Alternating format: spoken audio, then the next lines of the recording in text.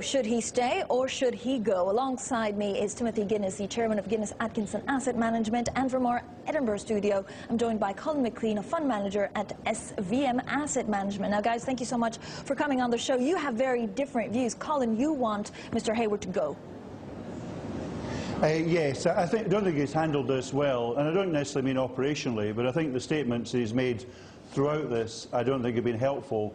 And I think also he and the board have failed to get the political consequences, and by failing to give the President something to deliver, perhaps by discussing much earlier on putting money in escrow or cutting a dividend, I think they've left the President really, continually pressing them for something more.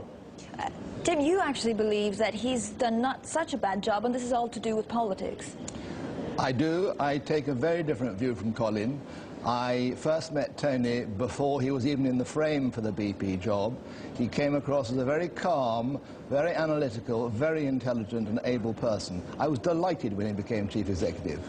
Now, I don't think that the Americans or we appreciate how lucky we have been to have him as chief executive, a man who absolutely understands deep water drilling. It's right in his blood, and someone who's taken off his jacket, rolled up his sleeves and gone out there and he's been on top of these operations, and actually they're beginning to work. They're not, as you described at the beginning of this program, failing. They're actually beginning to work.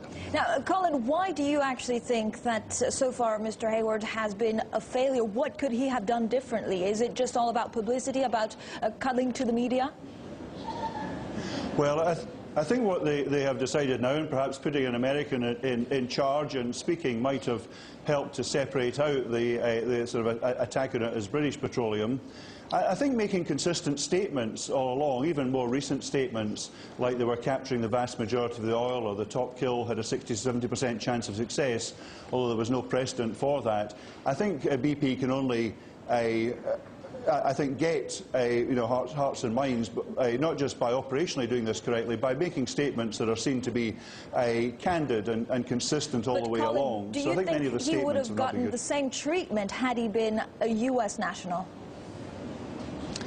Well, I think possibly not, but in a sense it's really irrelevant. Partly, I think it's BP's failure to get over the American agenda on this, that almost 40% of the shareholders are American, that many of those operating here and in control of the operations are also American. I think they failed to get that over, and I think they really have failed to understand the politics of it. So I think Mr. Hayward's statements throughout this, I think, have not been helpful. Tim, he could have been possibly a little bit more diplomatic and not having done so much gaffes, but had he been American, would he have received a different treatment? He might have done, but I'm sort of trying to focus on, is he the right person to be in charge of BP, to get the things that need to be done. And I think he is. But if he's so hated, that will automatically mean that maybe some of the US investors will sell their shares. I mean, how can you have a company which is run by such a hated figure in the United States?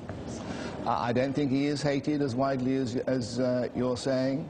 When I talk to people, when I talk to American friends of mine, they feel he's been treated very badly. And if they're representative of really what the feeling in the street is, I think this hate thing is completely overdone.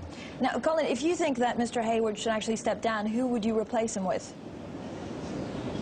Well, I think the company can search externally and can take its time over an appointment. I don't think they're going to make an immediate change, but I think they need to be able to offer something to the American administration to show that they get the safety issues. And I think the deeper issue is that for months and possibly years to come, there will be evidence coming out of just what happened and whether there were any lax safety procedures or whether BP intervened operationally in the ground beforehand. So I think Mr. Hayward's position is going to be difficult as long as these cases go on, civil and possibly even criminal cases go on against the company. Colin, it does seem that a lot of investors are actually saying, well, he is the right man for the job because he understands the business. The problem is that he comes across as a little bit bumbling and sometimes makes these gaffes. Is he not the right man in terms of understanding the business?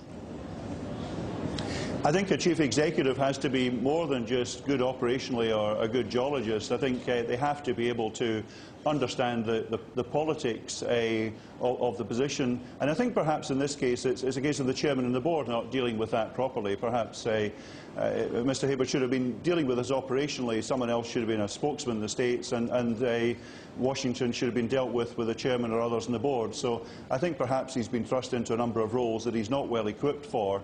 But it's a very large company. It should be able to attract someone with all the qualities that are needed for what's the fourth, or was the fourth biggest Fortune 500 international company. Tim, Colin makes a very interesting point, is that it does seem that Tony Hayward was put there to take all the rap. He was the man that was going to take all the flack from the Americans. Was this unfair?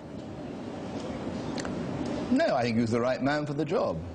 And I don't think he was put there to take the flak from the Americans. In fact, I think that the poor chap has found himself in a perfect storm. I don't think you could have predicted that you'd get quite the hysterical reaction that you've had from the US political elite.